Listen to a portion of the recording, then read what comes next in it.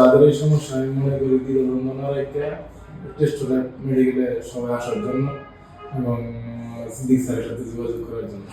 অনেকবার তো আসেন আমাদের কাছে, যে অনেক দূর থেকে আসেন আপনি, ঠিক আছে?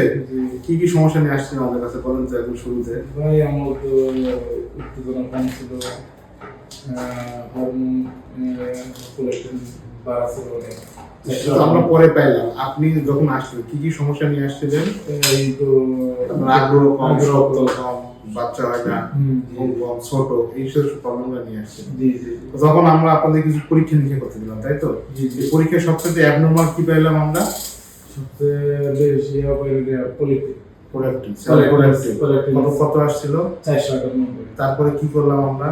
পরীক্ষা দিলেন, কি পরীক্ষা দিলাম? ব্রেনের পরীক্ষা দিয়েছিলাম। এমআরআই করলাম। আমরা এখানে দেখার পরে কি পরীক্ষা বাইরে কোথাও থেকে করাইছিলাম আপনাকে, যে রিচেক করানোর জন্য? বাইরে একটা বড় হসপিটাল, বড় একটা মেডিকেল কলেজ থেকে করাইছিলাম, সেখানেও তারা একই রেজাল্ট।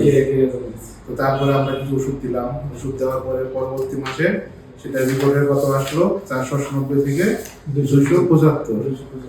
তার এক মাস পরে আবার আমরা করলাম, তখন আসলো কত? 73.4, এবং সাথে টেস্টোস্টেরনটা 0.7 থেকে 1 হইল। এখন লাস্ট আবার আসছেন হলো আপনি আজকে 29 তারিখে। আজকে হলো আপনার কোলেস্টেরল কত আসছে? 45। টেস্টোস্টেরন হরমোনটাও একটু বাড়ছে 1.4, তাই তো? আচ্ছা, তাহলে এখন আমি আমাদের চিকিৎসাটা করতেছি বা যা করলাম, এতে কি আপনি খুশি? আলহামদুলিল্লাহ, হ্যাঁ, অনেক খুশি ভাই, অনেক খুশি, তাই তো?